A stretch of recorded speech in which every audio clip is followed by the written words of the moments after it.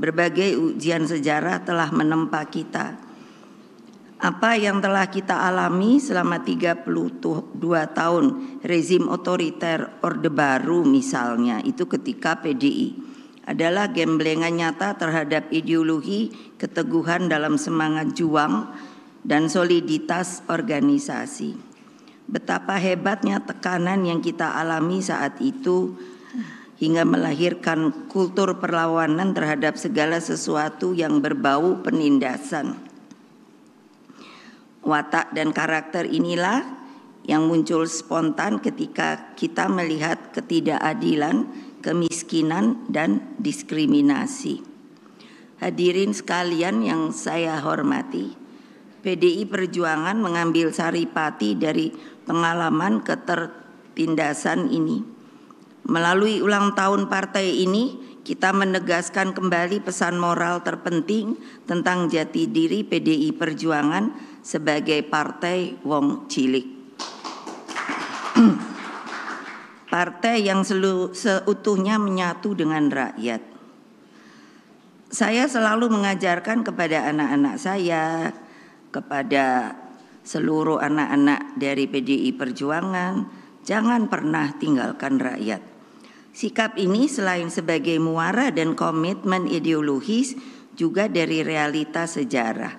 Ketika PDI berhadapan dengan rezim otoriter yang tidak segan menggunakan segala cara, maka rakyatlah penopang kita. Mereka disebut atau saya sebut akar rumput.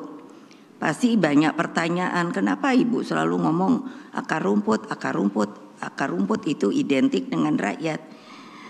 Saya orang pemerhati, sehingga hal kecil saja saya perhatikan. Dari kecil saya melihat, saya senang tanaman. Akar rumput termasuk simbol kehidupan. Saya selalu memperhatikan, dan rumput itu juga adalah makhluk Allah, dibuat oleh Allah Subhanahu wa Ta'ala. Apa coba? Rumput tidak pernah menyerah serta dapat tumbuh dimanapun. Ia mampu tumbuh di gunung, di tanah gersang, subur, dan sampai juga di laut. Jangan lupa, di laut ada namanya akar rumput, rumput laut. Rumput memiliki daya survival yang tinggi, sehingga meskipun dibakar, dipotong, dimatikan, dicabut, tetap akan selalu tumbuh karena akarnya selalu siap untuk tumbuh kembali. Tolong ingat, itulah rakyat. Akar rumput itu selalu bergandengan dengan erat. Kalau kita lihat, rumput tidak pernah sendiri loh. Mereka berhimpun, menjalin satu dengan satu. Yang ini dicabut, yang ini merana, tapi tidak mati. Dengan erat, kokoh, kuat, dan sama dengan akar rumput di PDI Perjuangan, mengakar dan solid bergerak. Karena itulah betapa pentingnya turun ke bawah, ke akar rumput, ke rakyat. Perkuatlah akar rumput, sebab itulah kekuatan real kita. Camkan hal ini sebagai sebuah nafas kontemplasi kita. 51 tahun kita bisa menjadi begini, bukan karena elit, bukan karena presiden, bukan karena menteri, tapi karena rakyat yang mendukung kita.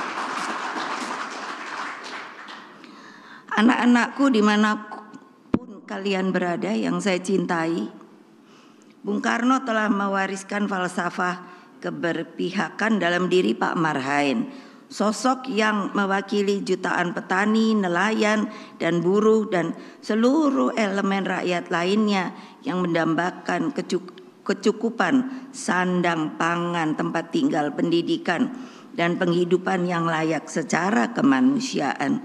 Inilah warisan dan tugas terpenting politik kita. Terlebih ketika kita menghadapi, sebenarnya ini hari-hari yang biasa setiap 5 tahun. Tapi ternyata saya sering berbicara pada diri saya, kok pemilu ini sepertinya kok selalu dijadikan ajang, padahal regulasinya itu sudah mantap, sudah ngerti siapa yang mesti coblos gitu. Pemilu adalah alat bagi rakyat Indonesia untuk menyampaikan seluruh aspirasi politiknya. Dalam proses ini, terhadap siapapun yang akan menjadi pemimpin ke depan, haruslah dipertimbangkan dengan matang. Rakyat Indonesia yang saya cintai, ini saya bicara sebagai Presiden kelima Republik Indonesia.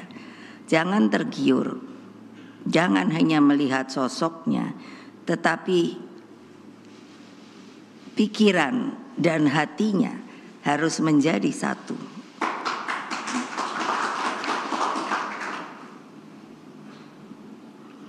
Cermati rekam jejaknya, moral dan etikanya, tanggung jawabnya, dan kemampuan memahami harapan lebih dari 270 juta rakyat Indonesia.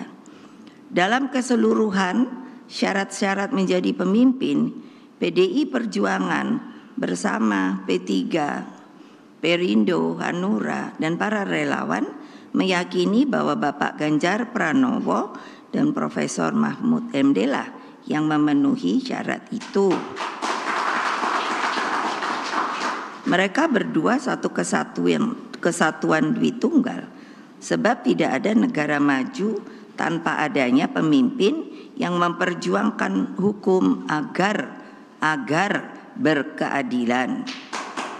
Tidak ada negara maju tanpa kepemimpinan yang manunggal dengan rakyat.